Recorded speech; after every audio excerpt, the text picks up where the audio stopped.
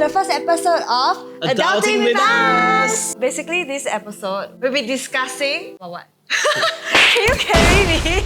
Okay, we'll be discussing the most important purchase of our life. It's actually our biggest purchase so far, which is our house. Yay! So for those who are looking to get a house with your partner, Or even alone. or even in your 20s, watch till the end for some tips. So we'll even give a cost breakdown on how much we paid for our condo, as well as how much you need to earn to afford your first condo. So I guess since Zoro is here, let's talk about why we got our house. Okay, let's start with that first. Actually, throughout buying a house journey, I realized that I'm usually more logical and pragmatic. So I look at the financial side of things, whether or not we should buy a house or rent a house. Basically, he's just a And- finance person. Yeah, and for her, she looks at the more personal and more emotional side of things. How this whole thing triggered to where we are now, it was because of me wanting to get a dog. And my parents were not very encouraging about that because they feel like having pets is very troublesome and stuff like that. So obviously, like, you know, like Asian parents, they will say like, oh, you live under my roof, you should follow my rules, that kind of thing. So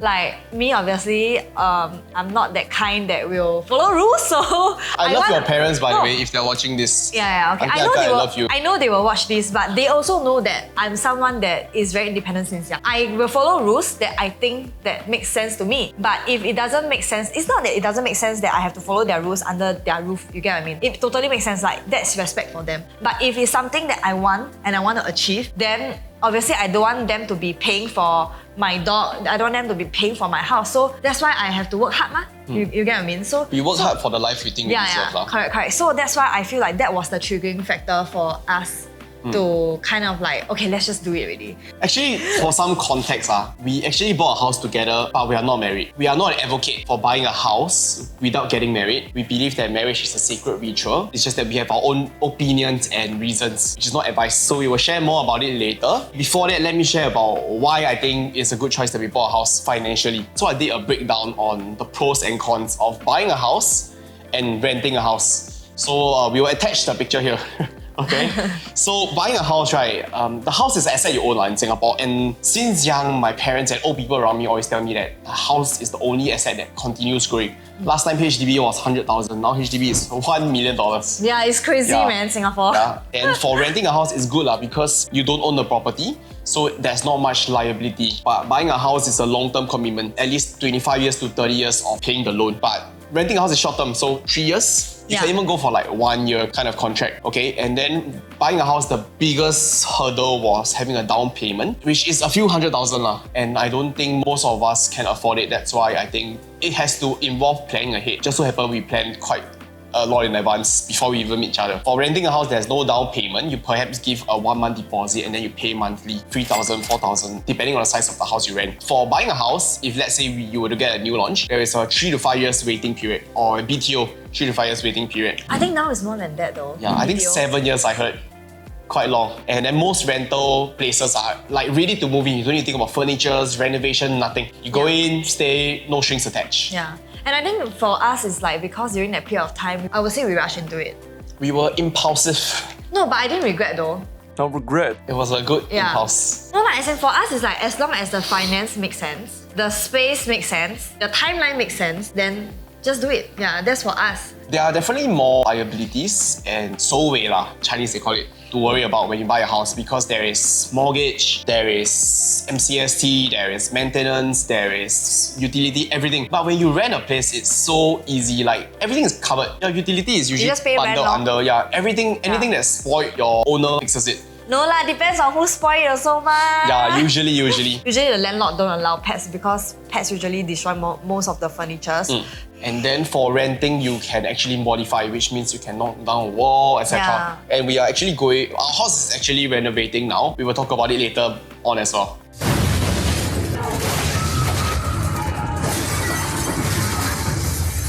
I think main reason is investment value, I feel. That the money we put in, it can grow. But for renting, it's just money down the drain, I feel. Okay, I'm sorry, he talked a lot about investments and finance.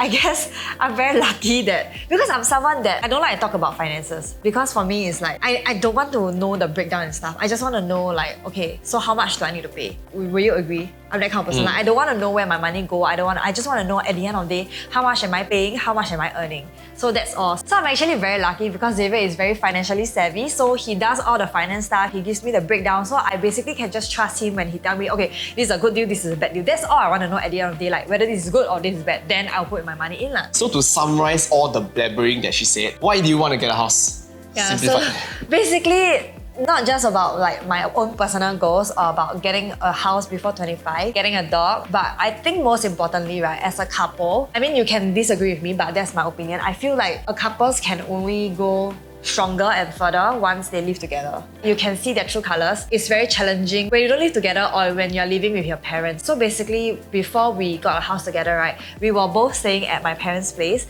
I don't know, I feel like when there's like my papa, mama around, right, then he will act like he's very good boy, I want to help, everything. Then it's like you can't really tell one, you know. Or even when I go to his parents' place. We rotated quite a lot of places. When I go to his parents' place, right, I also act like I'm very good. Actually, I'm very good, but it's like, I mean like, I will be very proactive, like, oh, I can, auntie, uncle, I can help you do this, help you do that. But you think when I am at my own house with my parents, I like that one, meh? No, right?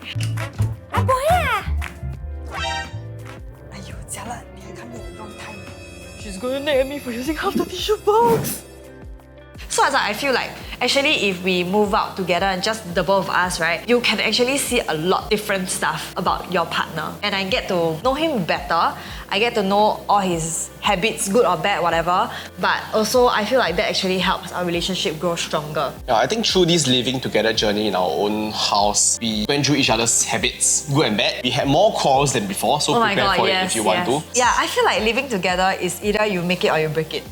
Yeah, it's a new stage of intimacy and new stage of being together. And I can tell why married couples might eventually divorce because of such differences. I think through this, we learn a lot about each other. We learn to accept things that we cannot change, and we learn to compromise quite a bit through this journey. Hey, I want to disclaimer first. I put it out here first. I'm not trying to encourage you to get a house before marriage.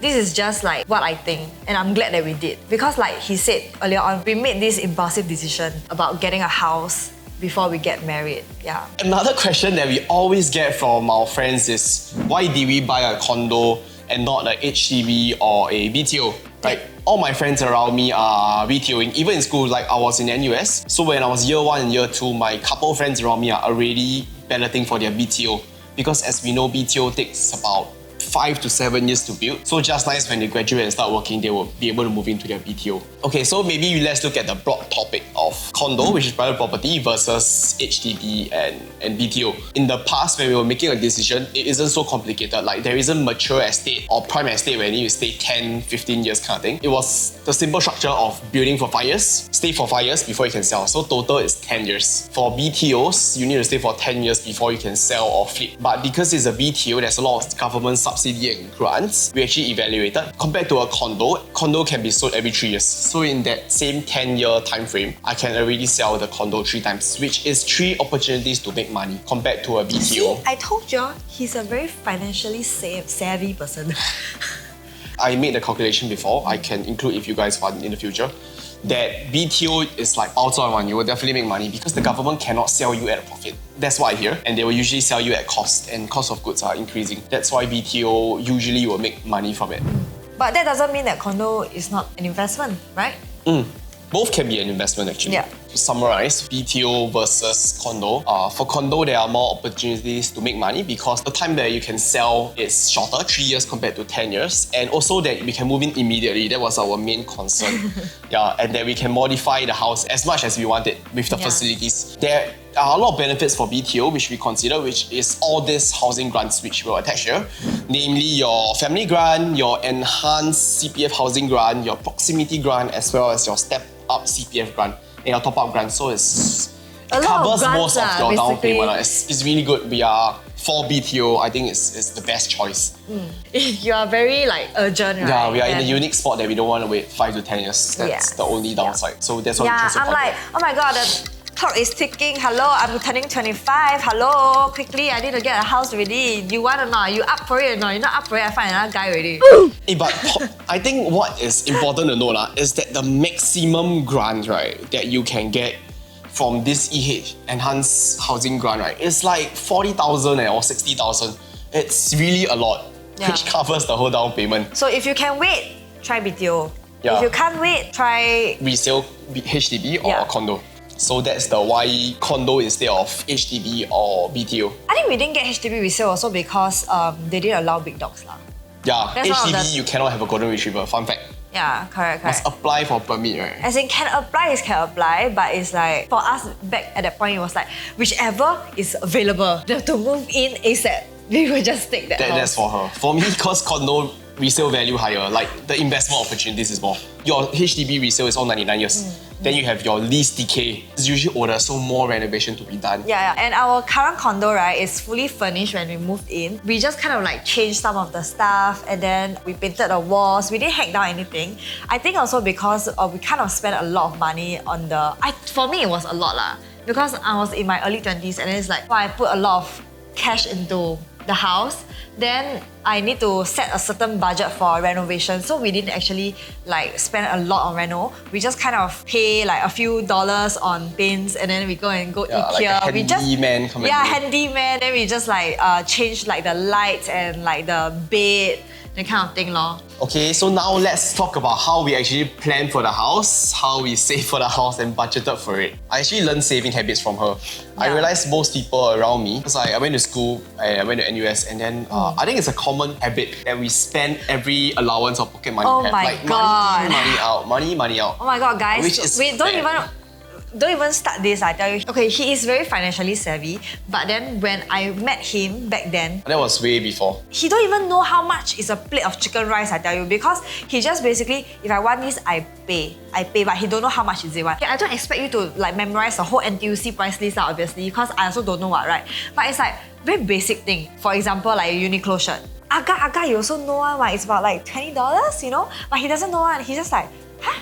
Oh, is this price? Then I'm like, wow, actually that is one of my pet peeve about him back then because like doesn't have like the savings mindset. Yeah, and I was someone that... Every dollar saved is every dollar earned. Yes, correct.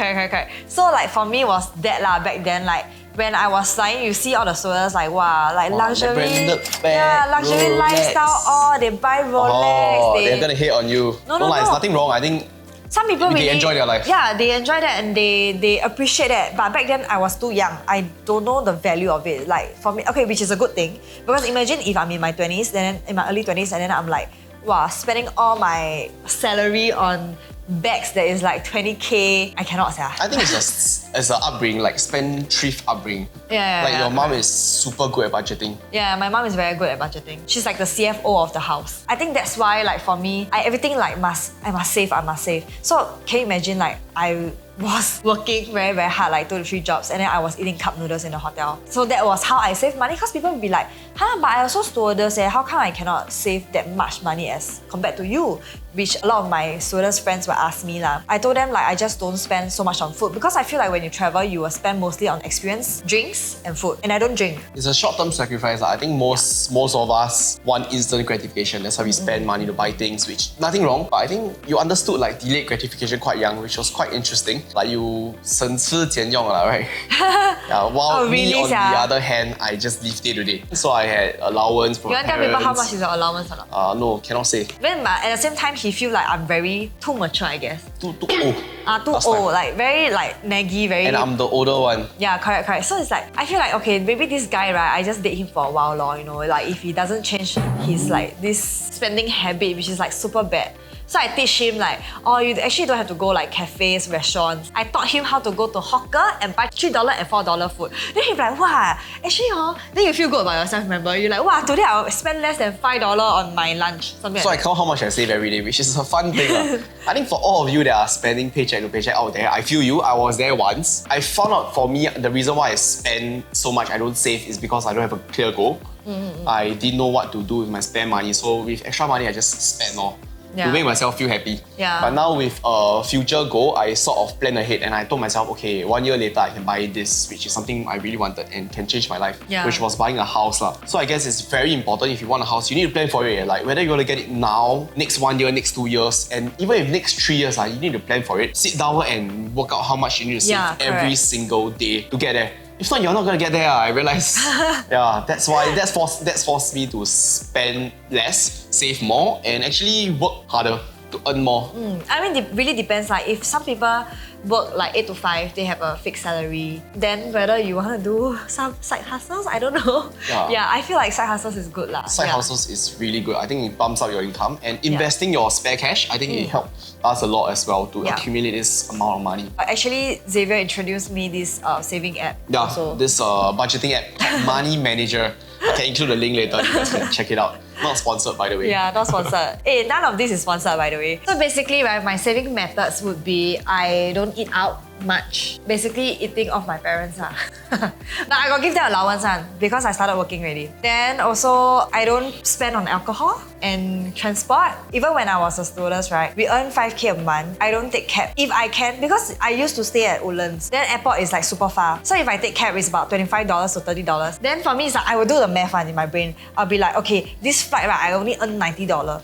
Then if I take cab, right, to and fro, $60 already, it doesn't make sense, right? So I was like, no, I'm not gonna take cab. I will drag my luggage to the MRT, then I take MRT, or sometimes I take bus, depends on whether how much time I have, because bus will take longer. It's really like every small little things, right, I can do to save a bit of money, I will do it one. A lot of people are like very surprised that I saved about 40K in my first year when I was flying. Wow, so much money, Yeah, that was my first huge savings because the rest is like, you work part-time also cannot reach 40K one lah, you know. I don't really go out party, I don't spend on alcohol, I don't spend on cab. I eat at home or cook at home or eat shit food. But of course, that's actually kind of unhealthy lah because like imagine you always eat cup noodles, but bo pian lah, you want to save money ma.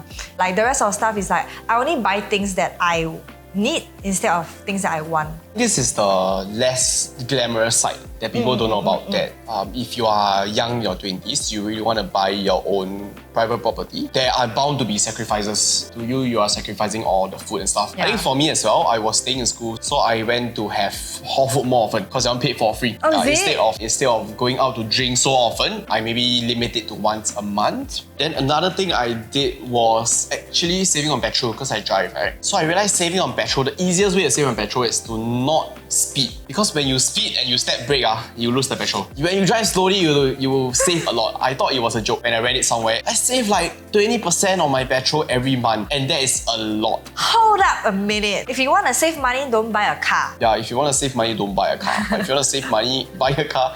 Yeah, don't speed. Another thing was planning ahead, like financial planning ahead. I worked out how much I needed to save every month. So if I don't save that amount every month, I'll see if there are any part-time jobs to cover that amount, either at events or something like that. And with all the spare cash I have, I invested as well. So I invested quite a bit to make sure that the money grows a bit. So eventually we can use it for the down payment of the house. Okay, so some of the financial obstacles we face in getting a house and after getting a house was not getting the full loan. I think max loan was 75%, and the first bank we went to didn't offer us the max loan for whichever reason. And I'm so glad we didn't go through with it. We went to get second and third opinion from different banks, and eventually we managed to get the maximum loan, which means lesser down payment. Yeah, so that was a first obstacle. I feel like if you want to get a house, try to get financing with a bank that's favorable. Don't rush into it. Maybe it's very leceh lah, because you have to. It's very leceh because you have to like compare banks. Time consuming and tedious. So you have to be okay to set aside time to go through this together. Another key thing that people always ask us is who pay for what? Or like the bills, electricity bill, utility bill, phone bill, dog bill. Dog is very expensive in Singapore. I just realized after we got a dog. But it's not as expensive as a kid. I think can compare. It depends lah, what kind of lifestyle you want to give the dog ma. And what kind of lifestyle you want to give the kid? Same. Kids is expensive. Okay. And then how we actually maintain our finances as of now and how we save is we kind of like cut down on our food expenses because we cut down on our indulgence. We spend a lot on food and we spend a lot on traveling. I think we kind of like, we won't want to like, oh, let's not travel. You know, we won't do that. We will still travel, but we travel on budget. And we also, when it comes to food, right, wow, these guys are very hard to control one. So I must always like remind him like, hey, this one is $15 but then if I buy this one, right, both of us, right, it's less than $10. We are foodies. Yeah, because we are both foodie lah. Yeah, we are not very extreme lah. We don't just every day like eat at home or eat cup noodle. Not so sad one. We have a life. So on normal days that we are rushing through work and everything, we probably eat normal stuff like cai peng. We just don't post about it. That's why you guys feel like we always eat out, but we don't always eat out. We eat out occasionally when we want to celebrate something, when we feel like we deserve to be rewarded for something. I think it's important because we still have date nights every week, and then we set fixed time to just dine out at some of the favorite restaurants we have. Because we are foodie, and I think life is a journey. Like, it's all about enjoying the experience while still maintaining your liabilities and your goals in life. But sometimes also need to have a bit of reminder lah. Example, like just today, we were going to eat lunch, like simple hawker lunch. Suddenly she tell me, hey, let's eat Hai Di Lao. So it happens every day. It's like I crave for Hai Di Lao. Yeah, but then it's like, for example, like, okay, if I say, hey, let's go and eat Hai Di Lao, then she will be like, how about this? Like cheaper options. Like, we need to constantly remind each other, which I think is a good thing. Support each other, you know. If like it's too often already, right? Then indulgence is good lah. He will remind me like, just not okay, over-indulgence. slow down, girl. Maybe we should eat something else that's cheaper. Okay. And even for date nights, right? We can also like do very cheap date nights. It's like when you just lay a mat, any mat, or you can lay blanket also can if you want. Then after that, you just find a spot, a nice quiet spot. And then you drink ayataka, and then you cheers, thinking that it's like I don't know, like champagne or what. And then you just go NTUC or you just go Cold Storage and buy food. They will make you full. Why else you need to eat so expensive stuff when you already have your loved one beside you? Right? Yes. Okay, now for the cost breakdown of buying a condo, like how much does it cost? What are the different finances required for a condo? So an entry condo will cost about 1 million to 1.5 million. So let's look at a $1 million condo, okay? So this is the finance part. If you are not very interested, just continue watching. You can skip to the next part. Okay, so for $1 million condo, the down payment is 25%, of which 20% maximum you can use CPF. So CPF is good, and then 5% is cash. So example, 1 million condo, 50,000 will be in cash, 200,000 can be in CPF. Then that's a max loan of 75%, which is $750,000 in loan. There's commission if you have a good agent to help you. I think very importantly, find someone that can give you good advice in terms of buying a house. Because more than anything, you want to look at the investment value and whether or not you can make money from it. Personally, I believe. For us, I think we are quite lucky. We have a very good property agent. Yeah. And that it was a good price when we bought, a bit under value. So usual other costs besides the down payment is also your commission, legal fees, your buyer stamp duty. If it's additional property, is ABSD, which is additional buyer stamp duty. Total add up is about $77,000 in cash for $1 million condo and $200,000 in CPF. If you don't have CPF and you're very young, the total cost will be $277,000 in cash or CPF. Which means if you were to buy with your partner, split half. Split half. Yeah. So each person about 140,000. Good budget to keep. Each person 140,000. If you want to buy a condo, start saving now. Today, this is a sign. If you want a bigger condo, bigger entry condo, maybe 1.5 million, then that will be about 3 bedroom. So for 1.5 million condo, same thing, 5% down payment for cash, 20% for CPF. So that's 75,000 in cash, 300,000 in CPF. We'll attach it here. Yeah, 300,000 in CPF. So loan, you can loan up to 1.1 million.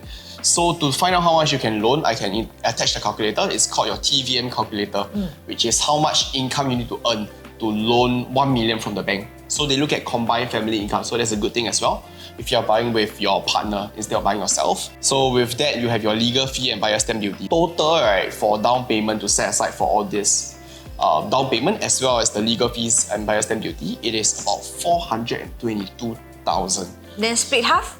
Split half, each person about 210,000. That's actually expensive for early 20s. Yeah. You work harder and save more. So here are some tips for aspiring homeowners. Okay, so the first one is, I think to us very important, find a trustworthy agent. Somebody that won't really scam you too much. I wouldn't say scam, somebody that wouldn't makan you too much. And I feel like it's good to have a few agents actually. I would say because if you have a few agents, if let's say you are in your early 20s, or even if you're just looking into buying your first house in Singapore, it's always good to open yourself up to different agents because you can get different opinions and you can at the same time, you kind of compare. No, I won't say compare, but you gain more insights and different point of view. It's obviously what you want a win-win, right? Property agent will earn, but at the same time, you also don't want to loogie, So it's like obviously you are looking to buy a very good house at a lowest price. But then at the same time, this agent try to sell you stuff, but then he doesn't tell you the downside of the house. So actually you can hear from different agents to get different perspective. It's just like when you go see a doctor. This doctor tell you this thing, but another doctor tell you that thing. Then you can compare You must compare opinion, one, diversity. yeah. And what we actually liked a lot is transparency and being honest. I think to us, our agent was transparent and honest. I think that was the most important. We learned so much from this journey. We learned that if you buy a new launch, you pay more in commission to the agent. If you buy a resale, you don't pay as much. It can be negotiated. So that's why some agents like to push for new launch. Nothing wrong. It's all different people's rice bowl. It's just up to you for you to decide which is more suitable. Additionally, I feel like we also learned that in buying a property, you need to know whether it is for own stay or for investment. Very different evaluation. Super different. Yes, the best way to learn is really just to go to the show flat or go down and just ask questions. And don't be afraid to negotiate or lowball. He's very good at it. I was a bit paiseh initially, but I realized actually it's like mutual agreement. Like you can tell them the price you're okay with because you don't want to end up spending too much. And if they are agreeable, then you can sell. Yeah. For house, I feel like you set the budget, right? Then just straight up be very straightforward and tell them this is my budget. Like, so what are the choices I have? Instead of like wasting your time, because you didn't tell them how much you have, right? Then they just keep selling you all the expensive one, then you cannot even afford. Yes. And then we realized that some tips we learned is that in buying a house, location matters a lot. Location is really very important. It's like key. Closer to parents might be a plus point to you guys. Yeah, I mean, even though Singapore is very small, point east to west, probably maximum 45 minutes drive. Imagine daily you have to go to work or stuff like that. Yeah, you don't want to live in Jurong and go to work in Changi. Wow. Good luck. So actually that was a lot in the thought process, like why we choose a certain location. You need to think like how long you want to stay for. You just really think about the future and process it, like where is good. Obviously Central is the best lah. Actually, on the more financial investment side of things, we realized that condos that have more facilities can usually sell for higher resale value. You mean the bigger development? Yes, bigger development also, because the theory is that with bigger development, there are more people selling. And with more people selling, everybody want to sell higher than previous. So it pushes up the price. Small development are usually cheaper. So if you your first time you want to go for small development, it's also okay. But usually the resale value wouldn't be as high because there's lesser sellers. And neighboring properties also matter. If you sell at X price, neighboring property all sell super cheap. Very high chance you cannot sell. Yeah, so that's actually something that we learned from our first house. Like we didn't know. I didn't know like the like block. We want Other to buy. people problem also your problem. Yeah, correct. Like we want to buy block A, then after that block B sell cheap. Then also my problem. Also not my problem. Why it will affect? Like then in the end it's like wow, actually really very insightful. Answering some of the top questions asked from our friends. So number one, they always ask, you're not even married. How come you get a house with him? You're not scared he scam you? So basically like how I answered them, right, was that if you want to get married, then you buy a house. Then you might as well get a HDB or BTO. But because we chose to get a condo, right, you don't need to be married to get a house. I kind of see it as a short-term thing. What I mean by short-term means like it's not more than 10 years. What do you mean short-term? As in the house is not going to be like a 10 years thing. So like eventually I still have more goals in life that I want to get a bigger house because I want to have more dogs and cats. So it's like currently it's only a 2-bedroom condo. So obviously I want to get a bigger house lah. So obviously like at that point it's like I don't need, because we are buying a condo, so I don't need us to get married. You get what I mean? I guess to me, it was more logical. Like, it made sense financially. Like, if we buy a house now, we can grow our money through property. So that was one, and then we agree on it. Like, if we were to ever break up, we had the talk already. We had the talk already. We will split the profit, we will split the cost, and we will split properly. So we had that settled. So to me, it was logical to grow our money financially in property, which is something we always wanted to do. It's like eventually, if we were to break up, it's like this house will be an investment. Yes, investment. Then another thing was that to us, we felt like at that point in time, getting married was a bit too early. And we did not want to set aside time for the planning, for the entire wedding. And it was honestly a lot of time spent. Marriage is so expensive and marriage is so expensive. It is so expensive. Yeah, we might have to delay our house if we get married. It's like if we were to weigh our priorities, right? Your house first or your marriage first? We settle the house first lah, you know? Yeah, but disclaimer, we do not advocate for buying a house before getting married. Yes. This is just our opinion, not your advice. But if you really want to hear more from us, do comment below. We will have a full series on what actually went through our mind to evaluate like whether or not to get married. But to me, it was quite logical lah. There's two reasons. Yeah, for me it's like no loss, okay lah. So that's fine. Okay, so second question is how did we eventually choose this house? Ranking in order of priority, finances was most important. it fit our budget because the owner decided to drop it. Then second one was location and space. I would say space as well. It has to be big enough for us to have the dog we want and the life we want. You don't want to be too small. Yeah. And then if it's too big, then it's expensive. So it's a sweet spot between having our ideal location as well as a decent size for us to live in. So these were our main 3 priorities. Yes. And lastly, it was below market value. So to me, it was a win. Like if I sell it at market value, I will also make a bit. So to summarize, price, which is the value of it. Second one was location. Third thing was the space. And last thing was financially it made sense in terms of an investment because we got it a bit cheaper. And we have a very exciting news to share. We'll be renovating our house, like finally, oh my god. But this time is with Overkill Singapore. And we'll be doing a house tour after the renovation is It's done. quite a major reno. I was like, wow. Very quite shocked major about it. because because I realized we haven't give you guys a house tour of the house now. You can actually stay tuned to that in that reno video because we will show like how is it like before and then how is it like after the reno, and we will go through kind of like the small little details on like why certain things is done that way. I think we learned so much from this reno journey. Like I have grown so much. Like I never knew there was a peak time or the right time to reno. Do you know? And I never knew how I can save money in reno. I thought reno 就这样咯. Yeah. You design, then ask the ID do, then that's all. But no, there's actually a lot more. Okay, we don't want to spill so much already, okay? You Yeah. guys just stay tuned to that video. So include your questions in the comment section below about our renovation, what you want to find out. We will be sharing pitfalls and some pro tips for renovation as well in our next video, so stay tuned. And also, if you have any questions on like affording the condo or like houses in general, you can also drop a comment below. Thanks for watching our first episode of Adulting with Us. More to come. Bye!